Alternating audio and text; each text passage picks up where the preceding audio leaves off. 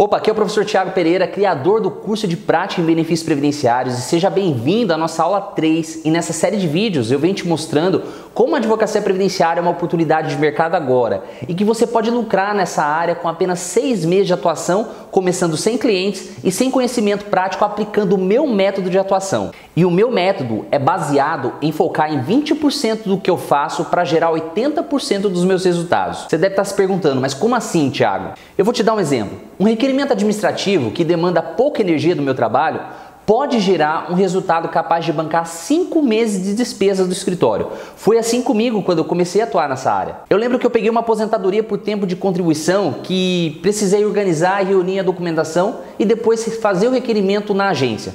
Todo esse processo demorou 2 semanas entre o atendimento ao cliente e o requerimento. Concedido o benefício, 30 dias depois eu já estava recebendo a primeira parcela dos meus honorários, que deu em torno de R$ 1.205 mais ou menos. E eu recebi essa parcela durante 5 meses, que foi a quantidade de benefícios que eu cobrei aplicando os 30% da tabela da OAB. E com esse valor eu pagava as despesas do escritório e ainda sobrava dinheiro para mim. Então veja que um requerimento administrativo, quando bem feito e organizado, demanda 20% da minha energia e do meu tempo, mas gera 80% dos meus resultados. E eu não preciso esperar de 2 a 3 anos para receber, como é nos casos das ações judiciais. Mas Thiago, eu consigo fazer isso mesmo não conhecendo como funciona a aposentadoria por tempo de contribuição? Com certeza sim. Porque primeiro você vai analisar se ele preenche os requisitos da regra atual, que pode ser os 35 anos de contribuição se for homem e 30 anos se mulher, cumprindo a carência de 180 meses conforme o artigo 201, parágrafo 7º, inciso 1 da Constituição Federal. Ou analisar se ele se enquadra na regra de 96 ou 86 pontos, que é a soma da idade mais o período de contribuição para fugir do fator previdenciário. Isso enquanto a reforma não for aprovada, né? Segundo, que você vai analisar se o CNIS consta todo o período contributivo, ou se o cliente possui a documentação comprobatória da contribuição. Feita essa análise preliminar, é muito fácil requerer o benefício, bastando você ficar atento como funciona o processo administrativo que você vai aprender nessa aula de hoje. Só que na aula 1, eu te mostrei como há clientes buscando serviços jurídicos para restabelecimento ou concessão de benefícios, ainda mais agora com a MP. Mostrei ainda que é possível implementar a advocacia previdenciária do zero através de 8 passos e aproveitar a oportunidade que a reforma está trazendo. Porque diante de várias arbitrariedades do INSS, a demanda de clientes batendo na sua porta vai aumentar. Na aula 2, você aprendeu como fazer a publicidade do seu escritório de forma ética e eficiente, além de como cobrar corretamente seus honorários. Então, se você ainda não viu a aula 1 e 2, eu recomendo fortemente que você volte nelas para entender o que eu vou te explicar na aula de hoje, que é o passo a passo dos requerimentos administrativos. Eu quero te lembrar que essas aulas só vão ficar disponíveis somente até segunda-feira à meia-noite. Então, nesse workshop, você já aprendeu como atrair clientes, escolher o nicho, o cliente certo e investir no seu escritório. Então, agora eu vou te mostrar como é na prática a atuação administrativa do advogado, sendo o que realmente acontece nos balcões de atendimento do INSS. Mas o mais importante de tudo isso é que você foque nesse conteúdo, porque ele não será ministrado em outra oportunidade. Tira todas as distrações que você tiver aí do seu lado, como celular, televisão ou até mesmo seu parceiro de trabalho, para você poder aproveitar o máximo possível dessa aula. E como eu falei no final do vídeo passado, eu possuo um programa avançado para quem quer atuar em benefícios previdenciários. E essa aula faz parte desse treinamento. Só que aqui você vai poder experimentar como é que eu ensino o meu método. O meu método prático previdenciário de atuar. Esse conteúdo só se aprende na prática e com muita vivência dentro das agências do INSS. Por isso eu resolvi compartilhar aqui para que você não cometa nenhum erro no requerimento do seu cliente e evite prejuízos no recebimento do benefício dele. Mas eu não posso esquecer de agradecer todos os comentários que eu recebi em cada uma das aulas desse workshop. É muito gratificante que o conteúdo já tenha ajudado diversos advogados a implementar essa área lucrativa no seu escritório com os 8 passos ensinados no vídeo 1 e 2. Gratidão eterna a vocês que estão me acompanhando nessa jornada. E agora eu vou te mostrar como é que eu preparo os meus alunos para advogar na advocacia previdenciária administrativa, em requerimentos diversos, passando pelas 5 fases do processo administrativo previdenciário, à luz das instruções normativas do INSS e na vivência prática. A princípio, o conteúdo pode parecer muito intenso para você que não está acostumado com a prática previdenciária. Mas assista com atenção todo esse vídeo e te garanto que você vai sair dominando os requerimentos administrativos para qualquer benefício. Como é uma aula puramente prática, eu vou ter que ministrar ela através dos slides, até porque eu vou te mostrar a fundamentação legal de alguns atos administrativos praticados pelos servidores do INSS. E assim você vai entender por que o processo funciona dessa forma. Então eu vou sair aqui da tela, aqui do vídeo, e vou mostrar a tela do meu computador para a gente iniciar a aula, ok? Então aqui na tela do computador, vamos começar a nossa aula 3, tem muito conteúdo prático, muito conteúdo que somente o dia a dia, a vivência ensina e eu vou passar para vocês aqui nessa nossa aula. Então tira todas as suas distrações que você tiver aí, tira celular, tira qualquer coisa para você poder aproveitar ao máximo essa aula que vai ficar disponível até segunda-feira à meia-noite, beleza? Tranquilo? Bom, vamos começar falando um pouquinho da MP 871, o que ela alterou, mas antes, pega uma caneta, um caderno para você anotar, porque tem muita coisa que eu vou te passar aqui, tá ok? Bom, o que essa MP trouxe? O que ela começou já abalando aí a advocacia previdenciária e a prática dos advogados? Ela alterou regras para diversos benefícios, ela reduziu carência, aumentou carência, reduziu o prazo para requerimento de salário maternidade, ela aumentou a carência aí pro caso de auxílio reclusão, restringiu o auxílio reclusão somente para segurados que estejam presos em regime fechado, alterou regras da pensão por morte, enfim. Mas o principal aqui para o governo é o que eles querem vender para a sociedade, que alterou, que trouxe a instituição de 2 programas, que é o Programa Especial para Análise de Benefícios com Indício de Irregularidade, que essa é a propaganda, é combater fraudes, né, para reduzir o custo da Previdência, e a revisão de benefícios por incapacidade, bônus de desempenho por análise de benefícios, que foi muito criticado, porque o servidor já recebe para isso e agora vai receber mais ainda para fazer o seu trabalho para o qual ele foi contratado. E bônus de desempenho por perícia médica, que a gente já teve lá em 2015, né, com a primeira lei do pente fino, depois pela segunda MP do pente fino e agora mais uma vez, né? Então vai dar um incentivo aí para os peritos que vão fazer as suas perícias médicas, provavelmente favorecendo o INSS. E o que a gente tem que enxergar nessa MP e na próxima reforma previdenciária? Uma oportunidade de mercado por conta das arbitrariedades do INSS na revisão desses benefícios. Eu já comecei a receber clientes aqui questionando, olha, me chamaram para perícia, já me chamaram para comparecer lá, levar a documentação, quero saber o que eu tenho que fazer. Ou seja, já é o momento de você poder cobrar na esfera administrativa, sem precisar ter que entrar com ação judicial. Você pode fazer uma boa defesa e manter o benefício do seu cliente. Bom, então vamos lá, que agora eu quero mostrar para vocês, dentro dessa aula, ainda vou falar de algumas alterações de MP, tá? E eu vou mostrar o passo a passo do requerimento administrativo previdenciário. Tudo que você for fazer no INSS, é esse o processo. Esse aqui é como se fosse o rito comum do processo comum, tá? Dentro do INSS tem os princípios do contraditório, pela defesa, publicidade, simplicidade nem tanto. Os atos ali são um pouco mais complexos. E tudo que você precisa saber está na Instrução Normativa 77. Tudo que você precisa saber. Todo o procedimento administrativo está lá, tá? Para todos os benefícios, todos os tipos de requerimento. Então você tem que ter a IN 77 de cabeceira ou na sua mesa do seu escritório. Baixa o PDF, imprime e vamos lá para a nossa aula, tá bom? Bom, essa é uma das aulas principais do meu programa completo. E eu vou te ensinar agora como funciona todos os processos administrativos perante o INSS. Vamos supor que você recebe um cliente no seu escritório. Eu gosto de casos práticos, então eu vou mostrar para você aqui como você vai fazer o requerimento de auxílio-doença, por exemplo, tá? Então vamos supor que chegou um cliente lá no seu escritório com auxílio-doença cessado por ausência de incapacidade. Foi feita a perícia médica de prorrogação e o INSS simplesmente negou. Mandou a cartinha lá, ou ele já saiu de lá com o resultado. Qual que é o primeiro passo que você tem que analisar? Agora com o MP 871, o segurado que perdeu a qualidade de segurado, para voltar a ter essa qualidade, ele vai ter que recolher 12 contribuições, que é a carência mínima hoje para quem quer requerer o auxílio-doença. Beleza? Então vamos supor, se o cliente estava empregado, teve auxílio-doença, está voltando, então quer dizer que ele tem a qualidade segurada, beleza? Mesmo que ele estava recebendo o benefício e foi cessado, ele não perdeu a qualidade segurada. Agora vamos supor que ele vai fazer o requerimento pela primeira vez. E aí você verifica que ele está desempregado há mais de 12 meses. Então não adianta ele ter recolhido recolhido 6 meses, que era antes da MP, né? Bastava ele recolher metade.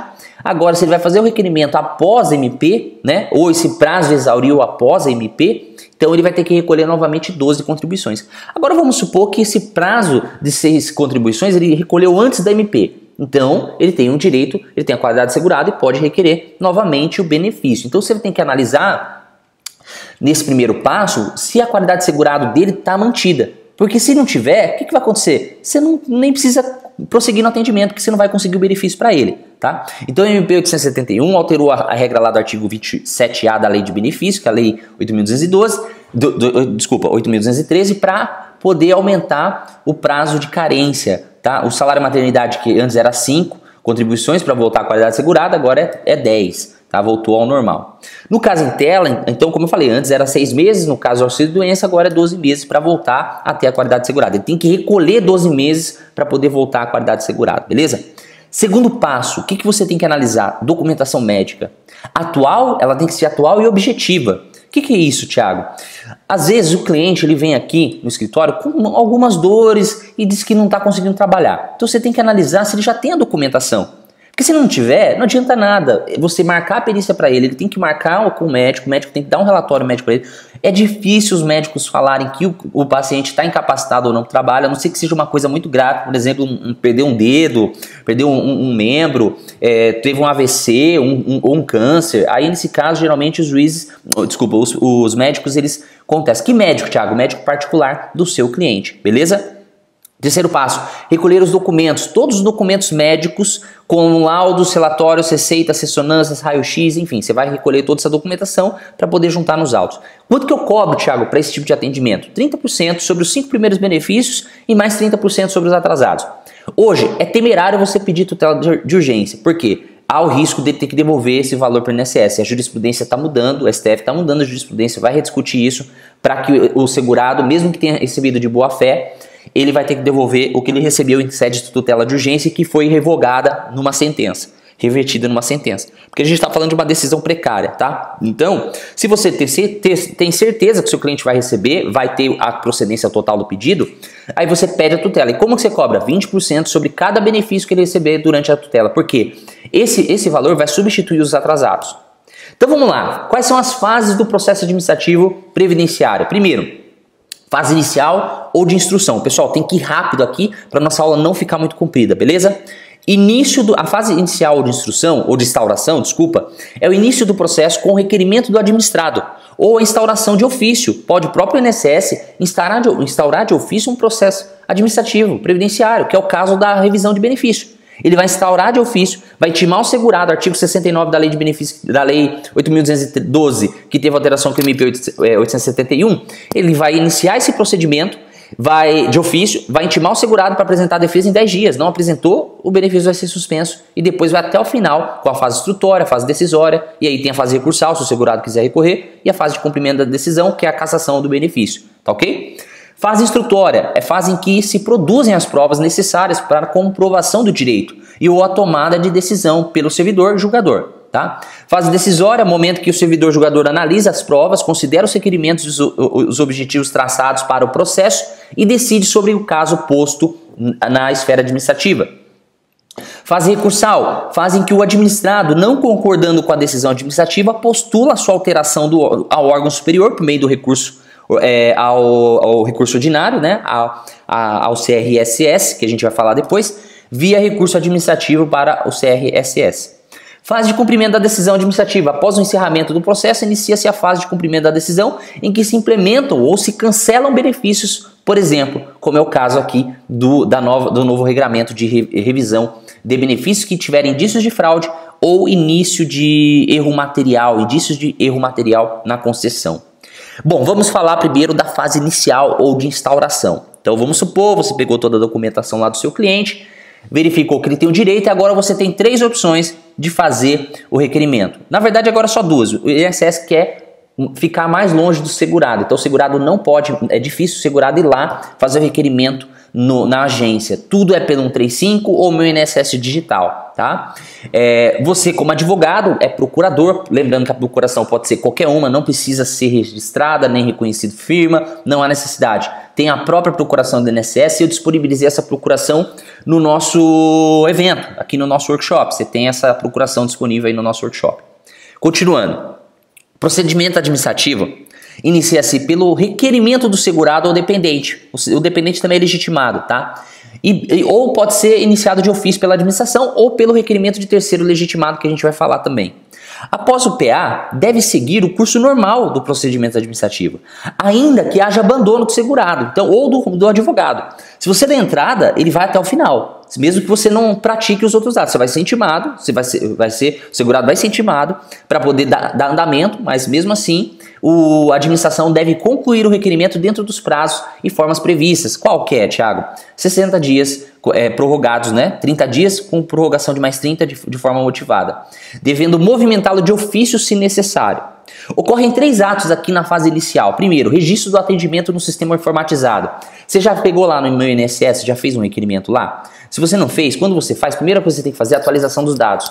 Porque lá o INSS já tem os dados no CNIS, mas você tem que atualizar os dados de endereço, o e-mail, dados de contato do segurado, tá? Essa é a parte do registro do atendimento, como se você tivesse ido lá na agência. Ele primeiro vai fazer essa atualização para depois do andamento. Faz a identificação do requerente, né? Verifica que é o requerente mesmo que está fazendo o requerimento. E depois a formalização e atuação do processo com a juntada dos documentos apresentados pelo requerente. No meu INSS Digital, aqui na minha comarca, ainda eu não tenho aquele convênio com a OAB que eu, como advogado, faço esses requerimentos. Aqui eu não tenho ainda, então eu tenho que fazer no nome do meu cliente. Então eu crio a senha para ele, eu pego todos os dados, crio a senha. A senha que eu coloco para ele geralmente é a primeira letra do nome dele maiúsculo, o nome e a data de nascimento, que é o requerimento lá do meu INSS, para você, é a forma de você colocar a senha, tá? E aí, nessa senha, eu consigo fazer todos os requerimentos lá. E aí eu formalizo, né, por meio de um protocolo e coloco toda essa documentação em PDF lá no meu INSS Digital, tá bom? Aí ainda dentro da fase inicial de instalação, quem que pode entrar com um pedido administrativo, Thiago? Tá lá no artigo 660 da IN 77.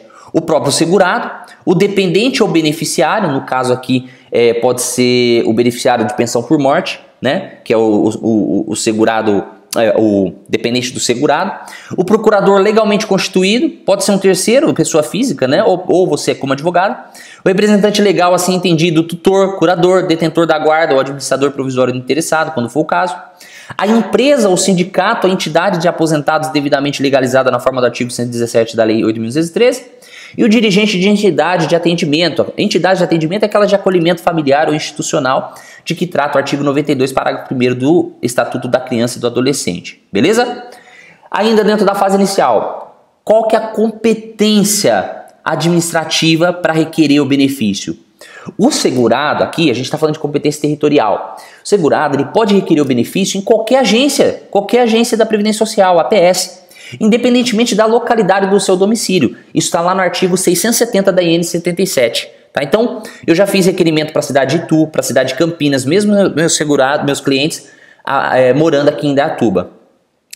E outra coisa, uma coisa que muitos advogados aqui pecam na hora de fazer o requerimento, é levar na agência lá a documentação e sair de lá sem o requerimento. O INSS não pode negar, não pode recusar fazer o requerimento por falta de documentação, tá? Tá escrito, isso está previsto lá no artigo 670 da IN também, 77, e no artigo 176 do decreto 3.048.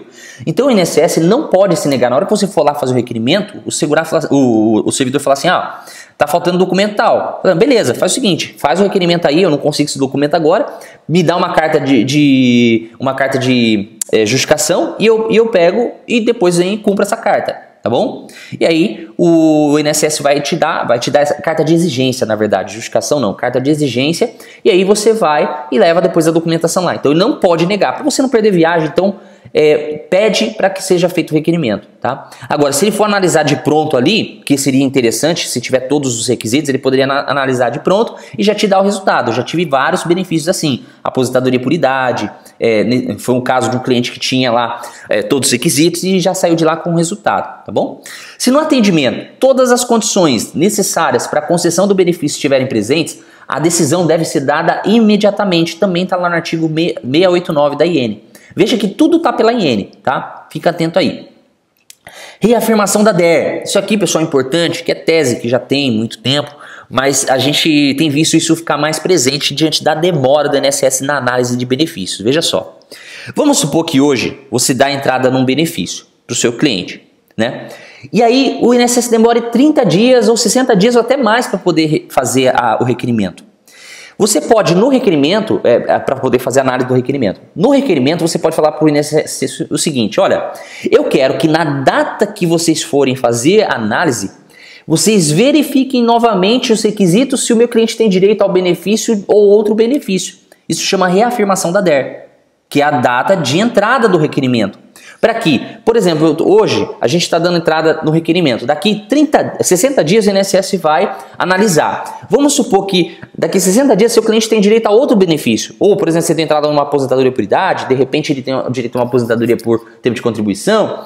E aí você vai pedir a reafirmação da DER, para que lá na frente ele faça uma reafirmação da data de entrada do requerimento. Tá bom? Isso é vantajoso para o segurado. Eu já tive um caso aqui que faltava dias para o meu cliente ter direito ao benefício, que era a aposentadoria por tempo de contribuição comum. Eu dei entrada e aí eu esperei. Falei, olha, no dia que for feita a análise, que faltava acho que uns 15 dias, provavelmente o INSS não ia verificar esse prazo dentro desse prazo, eu pedi para que o INSS verificasse a reafirmação da DER quando fosse fazer o requerimento, fazer a análise do requerimento. E ali naquela data ele teria todos os dias completos para tempo de contribuição, beleza? Artigo 690 da IN 77. Se durante a análise do requerimento for verificado que na DER o segurado não satisfazia os requerimentos para o reconhecimento do direito, que seria o caso do meu cliente, a DER aqui foi hoje, por exemplo, e aí só daqui 60 dias foi feita a análise, e lá na análise eu peço a reafirmação, mas que os implementou em momento posterior, deverá o servidor informar ao interessado sobre a possibilidade de reafirmação da DER, exigindo-se para sua efetivação expressa concordância por escrito. No requerimento administrativo que você for fazer por escrito, você já pede a reafirmação da DER. Tá? Tem até um textinho lá: requer que na análise do requerimento seja feita a reafirmação da DER nos termos do artigo 690 da IN 77 de 2015, beleza? Vamos lá. Ainda dentro da fase inicial de instauração, vamos falar dos canais de requerimento. Hoje, 135, meu INSS, para segurados e procuradores, ou na agência da Previdência Social. Outra coisa, as cópias dos documentos que você vai levar, leva tudo em cópia, tá? E leva as originais junto. Mesmo que você dê como autênticas as cópias, leve as originais, que o servidor geralmente é chato, ele quer ver para poder ele fazer a autenticação, tá? Mas o próprio advogado pode fazer a autenticação dos documentos. Retenção de documentos originais, não pode, o INSS não pode reter os originais lá, porém ele pode reter salvo nessas situações aqui, ó, para tirar cópia e o próprio servidor autenticar. E se for extraviada, a responsabilidade é do servidor. Ele tem um prazo máximo de 5 dias para retenção. E deve ser expedido o termo de retenção e de restituição em 2 vias. E a obrigação de entrega de uma via do termo ao segurado, de que reteve esse documento e devolveu para ele. Agora vamos para a fase instrutória. Há uma fase importante dentro do procedimento. Na verdade, é a fase mais importante aqui do procedimento administrativo, tá? Terminada a fase inicial, temos a fase instrutória, em que se produzem as provas e elementos necessários para a decisão do servidor julgador.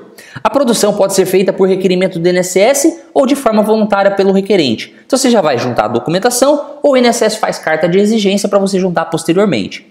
Todos os meios de prova são emitidos para comprovar o direito ao recebimento do benefício, salvo se a lei exigir forma determinada. Tá? Então todos os meios de prova aqui, agora a gente tem a MP 871, ela traz como exigência para comprovação de dependência econômica ou a de união estável a prova documental, puramente documental.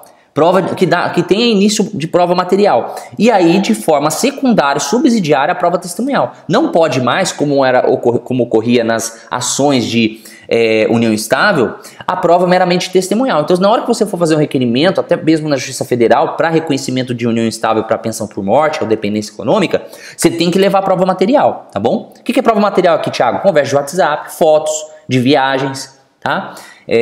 Comprovantes de pagamento da conta do segurado morto ou do cônjuge, do companheiro, enfim.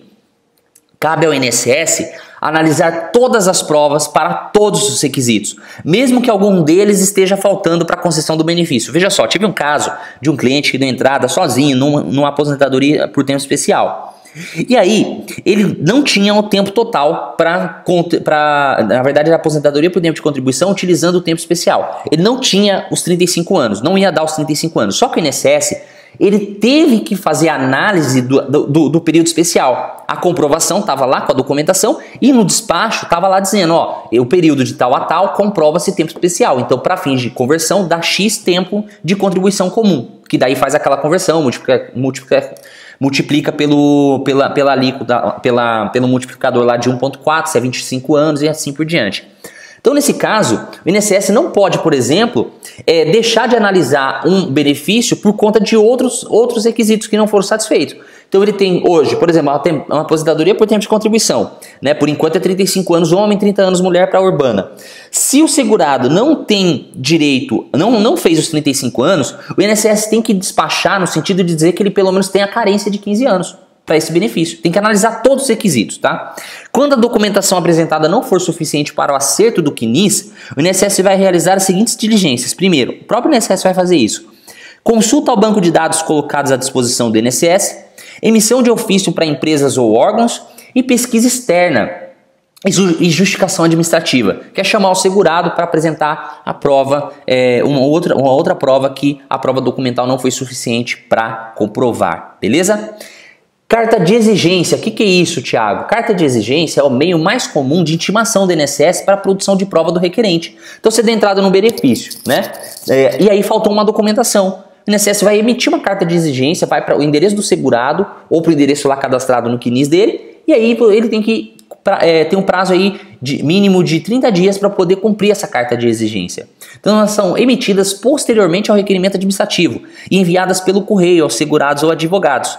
Prazo mínimo para cumprimento de exigência pelo segurado é de 30 dias. Passou 30 dias, precluiu, vai para a fase decisória e vai perder o benefício. Ou vai ser improcedente o pedido, tá? Isso está lá no artigo 678, parágrafo 1º da IN 77. Não há necessidade de agendamento para você levar para cumprir essa carta de exigência, podendo ser feito com senha de atendimento geral ou no próprio meu INSS digital. Considera-se concluída a instrução do processo administrativo quando estiverem cumpridas todas as exigências, se for o caso, e não houver mais diligências ou provas a serem produzidas. Exauriu toda a fase de cognição, ali, toda a fase de conhecimento, cumpriu todas as fases dentro da fase instrutória, tá? Artigo 691, parágrafo 5º da IN. Agora vamos para os tipos de prova que a gente pode produzir na fase instrutória. Primeiro tipo de prova, e é o mais importante, é a prova documental. Os documentos de identificação pessoal, né? CPF, RG, certidões de casamento e nascimento, CTPS ou documentos que comprovem recolhimentos de contribuição e o exercício de atividade laboral urbano-rural. Lembrando, pessoal, que o CNIS está virando o principal documento de comprovação de tempo. E engraçado que o próprio INSS que administra o CNIS, esse cadastro. Todas as informações constam lá. Se não consta, de quem foi o erro? Se você tem lá na carteira, por exemplo, um período de trabalho e não consta no CNIS, pode ser o erro do empregador ou do próprio INSS. Né, que faltou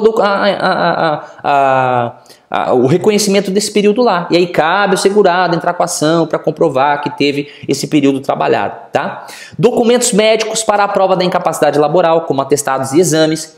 Aqui para aposentadoria especial, PPPs, LTCATs, lembrando que anterior a 2004 não havia PPP, que daí teria que ser o DSS 8030, de bem, o 8030, o SB 40, de bem, enfim. E LTCATs, ou documentos relativos ao ambiente de trabalho, como PPRA, PCMSO e assim por diante. E ao direito de contagem de tempo exposto a agentes nocivos à saúde ou integridade física do segurado, entre outros. Qualquer documento cuja informação esteja em base de dados de órgãos oficiais não podem ser exigidos dos segurados, devendo a própria autarquia solicitar por meio de ofício.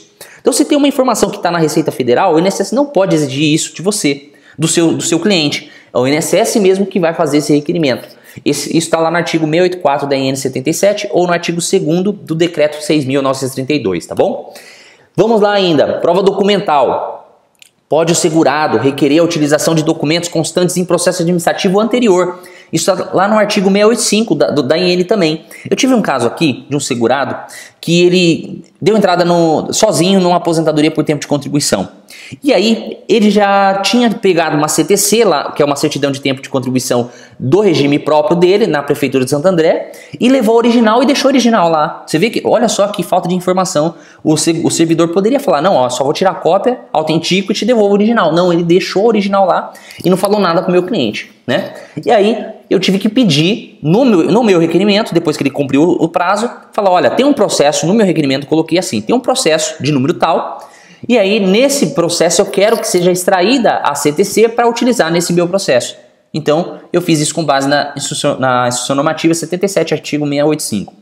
Todas as vezes que for requerer o benefício junto com a documentação, faça a juntada do CNIS. Para quê? Para que o servidor faça a confrontação de informações e provas. Isso facilita a vida dele também, tá?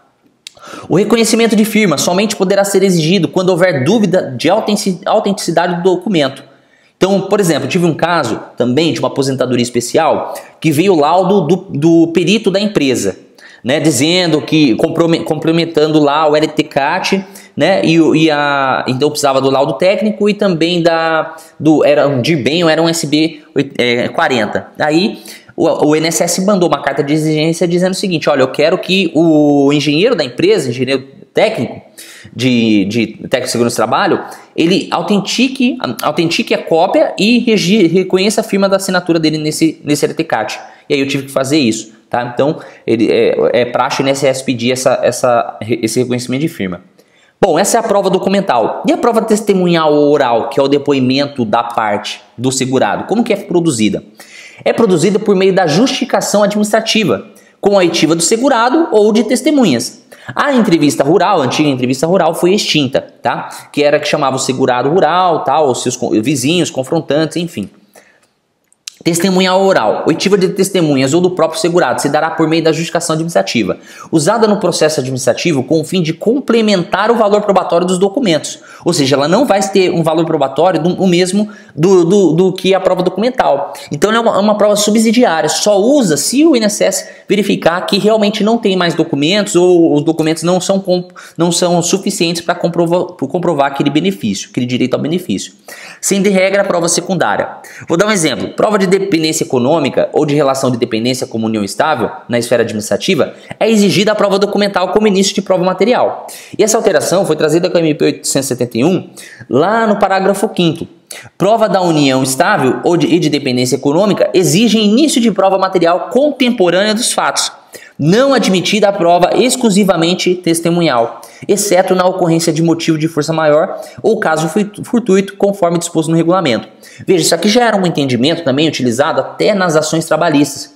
Ação trabalhista que é feita acordo sem documentação que comprove o salário de benefício, que comprove o tempo de contribuição, o INSS não aceita.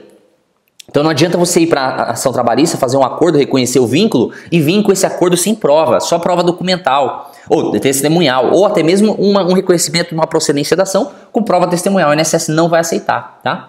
Então a prova de tempo de serviço deve estar sempre acompanhada de provas documentais, sendo a testemunhal de forma isolada não aceitada pela autarquia e pelo judiciário. Ainda dentro de prova testemunhal oral para os segurados especiais, a partir de 2020, isso aqui foi alteração com o MP, tá?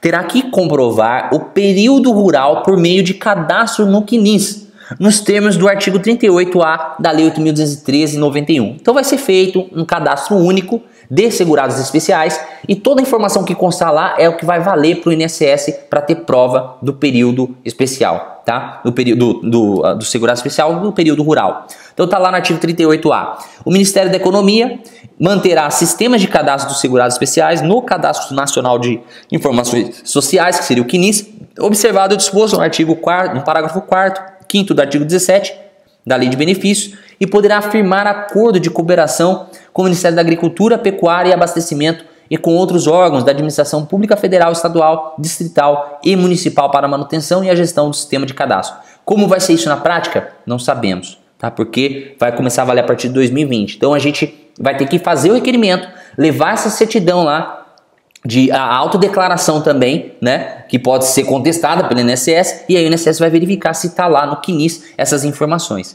tá? E aí como a gente vai, se não tiver lá como vai ser, aí só Deus sabe. Artigo 38b. A partir de 1º de fevereiro de 2020, a comprovação de condição de exercício de atividade rural do segurado ocorrerá exclusivamente pelas informações constantes do CNIS.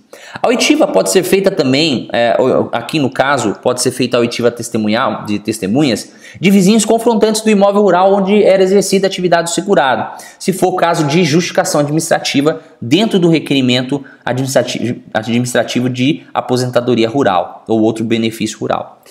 Pode haver necessidade de justificação administrativa para quê, Tiago? Primeiro, confirmar a categoria do segurado especial, contribuinte individual ou empregado, confirmar a forma de ocupação, se ele é proprietário, posseiro, parceiro, meeiro, arrendatário, comodatário, entre outros, confirmar a forma de exercício de atividade individual ou em economia familiar, confirmar a condição de grupo familiar, titular ou componente, quando se tratar de segurado especial, confirmar o período de exercício rural, confirmar a utilização de assalariados, confirmar eventuais outras fontes de rendimentos e confirmar outros fatos que possam caracterizar ou não a sua condição de segurado especial. Ainda, dentro de prova testemunhal ou rural, em regra, o servidor deverá dar parecer conclusivo após a entrevista.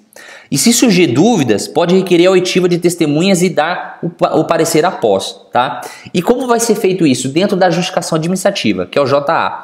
É o procedimento realizado pelo INSS que deve ser oportunizado quando cabível ao interessado que dele desejar fazer uso, destinado a suprir eventual falta de documentos ou comprovação de um fato do interesse do beneficiário ou da empresa. Artigo 574 da IN.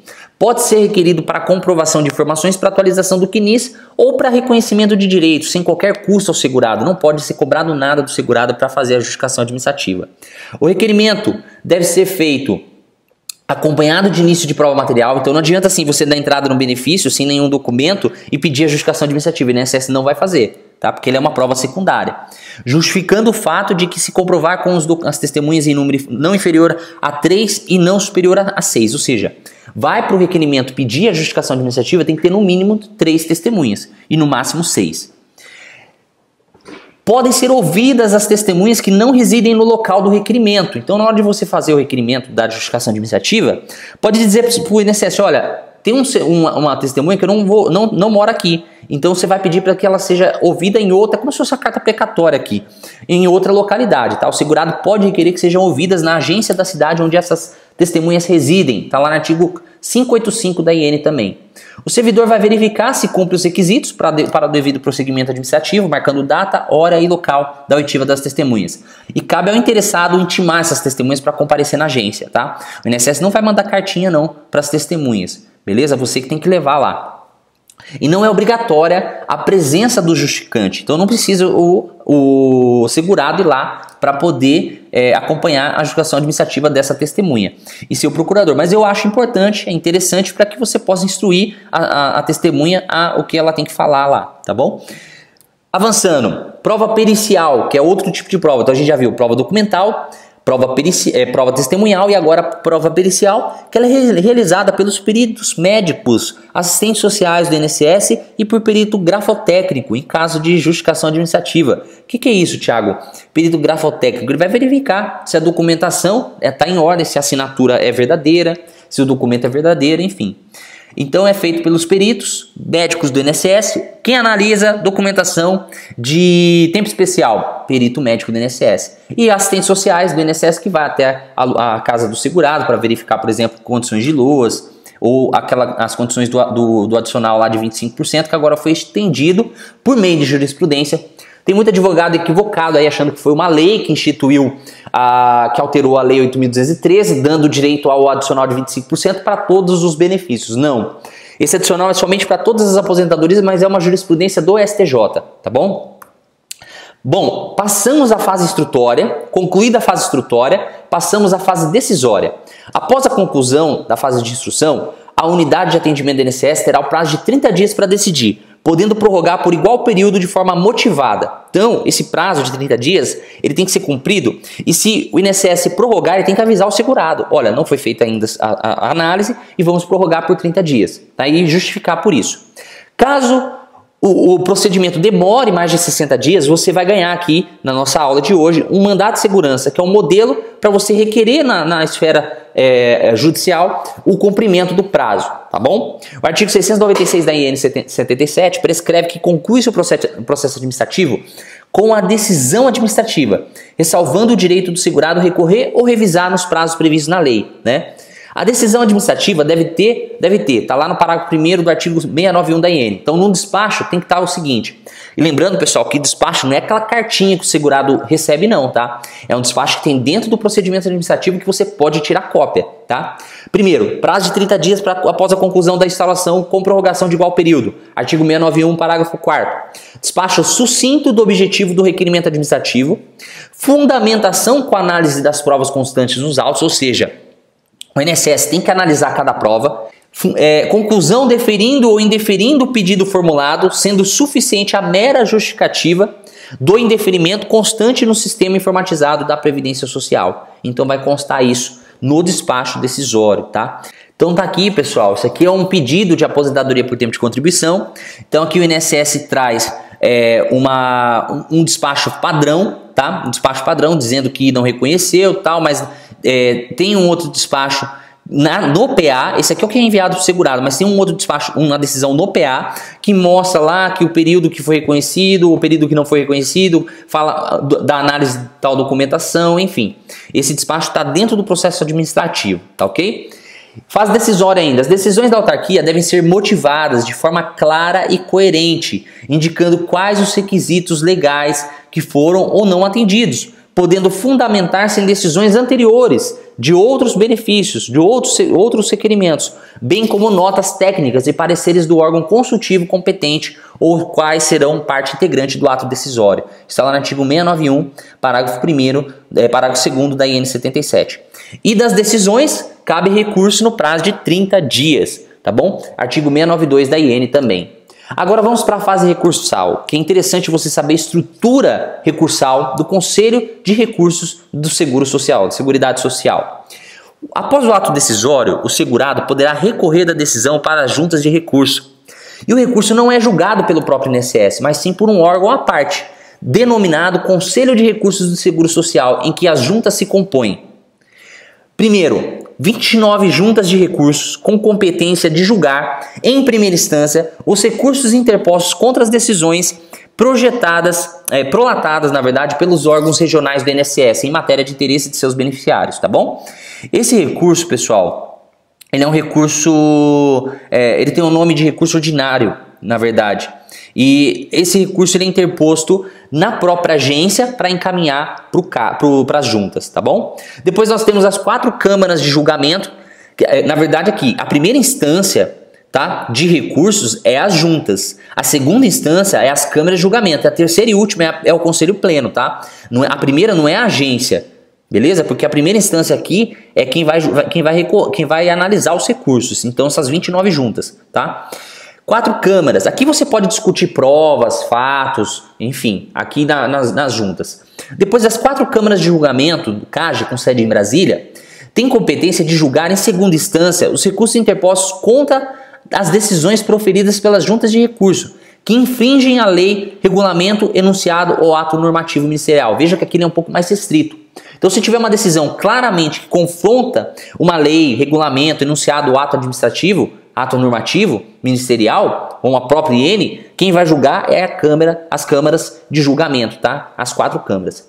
E aí, depois passa-se para o Conselho Pleno, com a competência para uniformizar a jurisprudência previdenciária mediante enunciados, podendo ter outras competências definidas no regimento interno do Conselho de Recursos da Seguridade Social.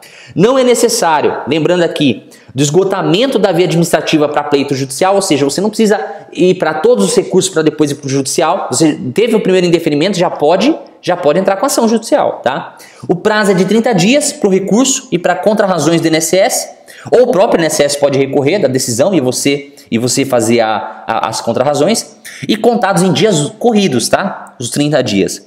Não é obrigatório, o recurso é facultativo e deve ser interposto na agência que decidiu o requerimento. Eu já fiz um recurso na mesa do servidor. Ele deu lá a decisão, falei, ó, eu já vou recorrer já, porque aqui é coisa fácil, então eu já recorri na mão, fiz o recurso ali na mão mesmo. Ele me deu um formulário, eu fiz e protocolei ali mesmo. Ele digitalizou no e-recurso. Esse recurso, só quem tem acesso ao próprio INSS, ainda não está disponível para os advogados, tá? Quando começa a correr o prazo recursal? Contado da data da ciência da decisão, que você pode ter ali na agência, ou da intimação por meio dos correios, tá? E aí você tem esse prazo de 30 dias para apresentar o recurso. Contagem do prazo para interessados, artigo 617 da IN. É da ciência pessoal registrada no processo, quando o segurado vai na agência e recebe o resultado. Do recebimento constante do AR, tá? Quando se tratar de notificação postal. E se for por edital, 15 dias após a sua publicação, começa a contar os 30 dias. Então agora vamos falar de cada uma dos órgãos que compõem aí o CRSS, tá? Que é a competência para os recursos da Previdência Social. Primeiro, juntas de recurso, que é aquelas 29 juntas que a gente viu lá. É a primeira instância recursal para julgar o recurso ordinário que você interpôs ali na agência, contra decisões prolatadas pelos órgãos do INSS em matéria de interesse dos seus beneficiários.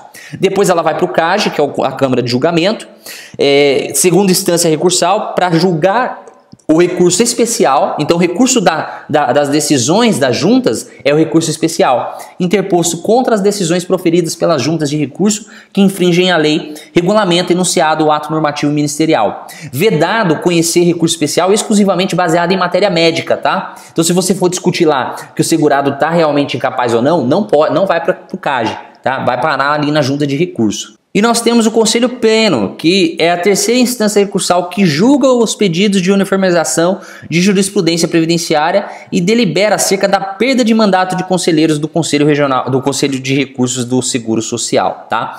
Essas são os 3 órgãos que compõem o CRSS dentro da fase recursal. Nós temos agora a quinta fase, que é a fase de cumprimento das decisões administrativas, tá? A conclusão administrativa decorre da decisão não mais passível de recurso. Então, encerra-se a fase de todo o procedimento administrativo após a volta do recurso do conselho ou ali se transita em julgado, mais ou menos, né? Podendo se dizer assim, quando não há recurso de ambas as partes. Então encerra-se a fase administrativa e agora vai para a fase de cumprimento das decisões administrativas. Então, a conclusão administrativa decorre de decisão não mais passível de recurso, ressalvado o direito de pedir revisão da decisão no prazo decadencial, previsão no artigo 103, né, que é o prazo de 10 anos, tanto o INSS quanto o próprio segurado, tá bom? O prazo para cumprimento das decisões é de 30 dias, tá? Então veio lá a decisão do recurso, o INSS tem 30 dias para cumprir da data do recebimento do processo pela sessão de revisão de direitos, que é a SDR, conforme previsto no parágrafo 1º do artigo 549 da IN. As agências terão o mesmo prazo sob pena de responsabilização funcional do servidor que der causa ao retardamento. Você já ouviu falar nas ações indenizatórias contra o INSS? Então, sabe quando o INSS demora muito para cumprir as decisões ou até mesmo para analisar o benefício? Se você comprovar o dano, você pode entrar com uma ação de indenização por dano moral contra o INSS para o seu segurado. Isso é muito comum, tá? Então, caso o servidor retarde o cumprimento da decisão, cabe ao segurado também uma reclamação junto ao Conselho de Recursos do INSS, tá? Renúncia do benefício na esfera administrativa. Thiago, como que eu vou fazer o cumprimento? Então você vai lá, por exemplo, está demorando. Você primeiro vai lá na agência para verificar a demora, né? E fazer um requerimento lá para que seja feito o cumprimento sob pena de responsabilização do servidor, tá bom? Mas aqui uma dica prática também, renúncia do benefício na esfera administrativa. Então vamos supor que o INSS concedeu o benefício para o segurado e de repente o segurado fala assim, poxa, esse valor não me satisfaz, então eu vou esperar aqui, dar o prazo dos pontos, por exemplo, na aposentadoria por tempo de contribuição, eu vou esperar dar 96 pontos ou 86 pontos e aí eu recebo esse benefício lá na frente. O que você pode fazer? O artigo 800 da IN prescreve que o INSS entende que os benefícios são irrenunciáveis e suas concessões são irreversíveis, salvo em caso de opção pelo mais benéfico previsto no artigo 688 da IN. Então, assim, após o recebimento do primeiro pagamento do benefício, ou do saque do PIS ou do FGTS, no caso de aposentadoria, não pode mais o segurado desistir do seu recebimento. Então, a renúncia aqui, na verdade, seria a desistência do processo administrativo, né? Então vamos supor que você deu entrada e aí é depositado o valor lá na conta do seu cliente. Se ele não sacar esse valor, não sacar o PIS e não sacar o FGTS, esse benefício não vai ser concluído. Então ele não vai receber mais esse benefício. Ele vai ser, aqui vai haver uma renúncia, tem que ser expressa também, né? Ele tem que ir até a agência fazer o pedido de renúncia, dizendo que ele não quer esse benefício. E aí esse requerimento administrativo vai ser improcedente. tá? E aí ele vai poder depois rediscutir esse novo benefício mais vantajoso para ele. Essa é a renúncia do benefício na esfera administrativa, tá ok? Então, a gente encerrou aqui a fase administrativa e vamos continuar agora com a minha imagem aqui na tela, aqui no vídeo, que eu tenho muita coisa para te falar ainda. Vamos lá. Particularmente, eu gosto muito de ministrar essa aula, porque a grande maioria dos alunos saem dela entendendo como o INSS analisa os requerimentos e não são pegos de surpresa durante o processo, ou começam a lembrar por que aconteceu isso ou aquilo quando fizeram seus primeiros requerimentos. E essa é a experiência que os alunos do curso de prática em benefícios previdenciários têm durante todo o programa avançado, que é a aplicação de conhecimento que vai resolver de fato o problema do advogado atuante e que não possui experiência. Ocorre que após o vídeo 2, eu comecei a receber algumas mensagens de advogados participantes do workshop, me perguntando que programa é esse que eu mencionei e como eles podem fazer para ter acesso a todo o conhecimento prático que eu e que a professora Vanusa Mendes possuímos para preparar o advogado do zero para atuar de forma administrativa e judicial como eu ensinei até agora. Isso me fez lembrar de quando eu comecei pegando os meus primeiros benefícios de auxílio-doença para fazer, sem saber por onde começar. Porque na minha época eu não tinha ninguém mais experiente para me ajudar a pelo menos saber quais documentos pegar do meu cliente. Eu senti muita falta desse tipo de ajuda e por isso que quando eu decidi ensinar a prática previdenciária, eu queria resolver o problema do advogado inexperiente ou aquele que já atua, mas ainda sofre com o INSS e com a morosidade do judiciário. Para quem não conhece, a doutora Vanusa Mendes é uma advogada especialista em benefícios por incapacidade, como auxílio-doença, auxílio-acidente, aposentadoria por invalidez. E por conta desse conhecimento, somado ao meu em benefícios em geral, eu a convidei para criar um programa avançado e inédito, voltado para a advocacia administrativa e judicial. Decidimos criar um treinamento que é capaz de preparar o advogado, entender detalhadamente o sistema de regime geral e os benefícios e serviços administrados pelo INSS. Um conhecimento puramente prático que prepara para os desafios diários nas perícias, nas audiências, na justificação administrativa e na rotina do escritório especialista nessa área. Agora imagina você poder aprender de fato a atender os clientes nos mais diversos benefícios, saber quais documentos solicitar, como convencer o cliente para contratar o seu serviço, cobrar de forma digna e sem medo os seus honorários. Imagina ainda saber como preparar o requerimento administrativo através do meu INSS ou por petição mesmo estruturada, solicitando benefício ou outros requerimentos básicos, como a verbação de quinis ou conversão de tempo especial em comum, enfim. Poder aprender como acompanhar e orientar o seu cliente nas perícias, seja administrativa ou judicial, podendo intervir durante o processo administrativo requerendo a justificação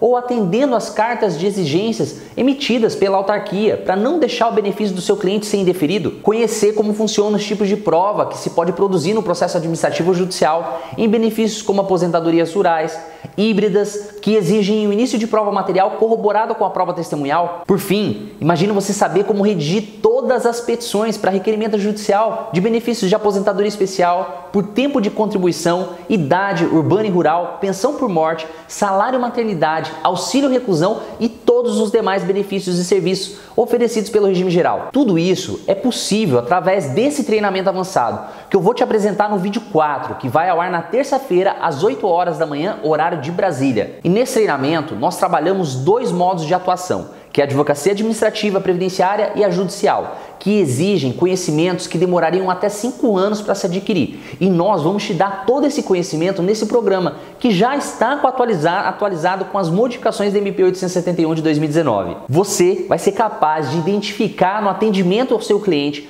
qual benefício o segurado faz jus e se os requisitos estão preenchidos, preparando todo o processo administrativo ou judicial. E se você não sabe como funcionam as petições endereçadas à Justiça Federal ou Estadual, vamos te mostrar um passo a passo de como redigir suas peças, de forma estratégica, como impugnar a defesa do INSS, os laudos periciais negativos para o seu cliente. E o melhor de tudo isso é que o treinamento ele é online e gravado. Você não vai precisar se deslocar ou ter que separar uma hora do seu dia para você assistir, porque esse conteúdo não tem limite de visualizações e nem prazo para expirar. O acesso dele é vitalício. Você vai poder acessar o treinamento para sempre, quando você quiser. Além das videoaulas, você vai receber um material didático completo com modelos de peças, documentos usados nos requerimentos, quesitos previdenciários, entre outros, que fazem parte da rotina do advogado previdenciarista. Mas eu tenho uma notícia não muito agradável para te dar. Diferente de todos os treinamentos que eu promovo, esse eu vou fazer de uma forma totalmente diferente, porque eu quero ter um contato maior com os alunos, para ajudar a implementar esse método na sua advocacia para você ter resultados imediatos. Eu vou abrir uma turma com um número limitado de vagas, para quem quer fazer parte desse nosso grupo fechado de alunos e que terão contato diariamente comigo e com a doutora Vanusa, para auxiliar no dia a dia na condução dos seus requerimentos ou processos. E nós vamos entregar esse relacionamento através do grupo VIP do WhatsApp e também na área do aluno. Por isso eu tenho que limitar as vagas para que eu possa interagir e entregar o meu melhor na implementação desse programa avançado de prática em benefícios previdenciários. E dessa vez eu não vou abrir vagas extras, porque eu realmente não consigo atender mais do que isso. Então, se você se interessa por esse treinamento completo, eu vou te mandar as instruções de como disputar uma vaga nele na terça-feira, logo pela manhã, com o vídeo 4 do nosso workshop. Nós tivemos um pouco mais de 17 mil inscritos nesse workshop. E por isso a disputa vai ser acirrada, porque já tem gente querendo reservar sua vaga diretamente comigo. E eu já disse que eu não posso, porque eu quero que todos tenham essa mesma oportunidade. Mas eu posso te adiantar que por eu ter essa aproximação maior com os meus alunos através do grupo VIP do WhatsApp, bem como de que esse curso vai dar toda a base necessária para atuar em todos os benefícios do regime geral, o seu valor também não é barato, como desses cursinhos de 3 meses que a gente vê no mercado. Primeiro, porque diferente dos cursinhos que ensinam teoria e jurisprudência, eu e a doutora Vanusa vamos te entregar as nossas experiências. São mais de 12 anos de vivência prática atuando em benefícios. Você vai ter acesso ao nosso conhecimento prático, que trouxe vários resultados para a nossa advocacia. Isso é muito difícil de você encontrar no mercado. Segundo, porque você vai aprender como redigir todas as petições desses benefícios, quando for pela via judicial ou administrativa. O que eu não vi até agora, algum cursinho oferecendo isso. Terceiro, que você vai contar com o apoio dos professores através do grupo do WhatsApp e da área do aluno, com dicas e orientações e materiais. Por fim, porque você vai ter um curso atualizável até dezembro de 2020. E caso a reforma da Previdência seja aprovada nos próximos meses, você vai ter acesso imediato a essas aulas. E o acesso é vitalício, sem prazo para sair do ar ou limites para você assistir às aulas. Lembrando que nós já temos uma aula explicando passo a passo da PEC, que trata da reforma, para você ter mais ou menos uma ideia do que pode passar. E eu acredito tanto no resultado desse treinamento que eu vou colocar dinheiro do meu bolso se ele não funcionar para você. Você deve estar se perguntando, mas como assim, Thiago? Você vai ter a garantia de 15 dias, que você pode testar o conteúdo e se você não gostar, você pede o dinheiro de volta para mim. Mas eu também vou te dar uma garantia condicional de 6 meses, em que nesse período, se você não tiver nenhum resultado aplicando o meu método, eu vou começar uma mentoria individual com você de 3 meses. E se mesmo assim, após os 6 meses de aplicação e 3 meses de mentoria individual você não tiver resultados, eu vou devolver todo o seu investimento. Bom, então na terça-feira você vai ter a oportunidade de disputar uma das vagas desse treinamento e começar de fato a ter lucro na advocacia previdenciária. Então fica atento que na terça-feira, agora às 8 horas da manhã, horário de Brasília, eu vou abrir as inscrições da turma fechada do meu curso de prática em benefícios previdenciários e vou liberar a aula 4, onde eu detalho ponto a ponto desse treinamento avançado e os bônus especiais que eu preparei para poucas vagas que vão ser liberadas. Mas enquanto isso, eu quero que você baixe o material que eu preparei para você já começar a implementar essa área no seu escritório. É um modelo de mandado de segurança por demora na conclusão do processo administrativo, um modelo de petição de benefício por incapacidade e o meu contrato de honorários previdenciários. E para você baixar, é só você olhar aqui do lado, ó, ou desse lado, eu não sei para onde vai estar, mas tem um botãozinho escrito Kit Previdenciário Parte 2. Agora, eu quero que você rola essa página para cima e deixe o seu comentário sobre o que você achou dessa aula de hoje e quais as suas dificuldades nas ações previdenciárias. Se você tiver alguma dúvida também sobre o meu treinamento, você pode comentar aqui embaixo que eu vou ter um prazer de te responder. Você também pode se inscrever nas minhas redes sociais para conhecer o jeito que eu e a doutora Vanusa Mendes ensinamos aos nossos alunos, com conhecimento puramente prático.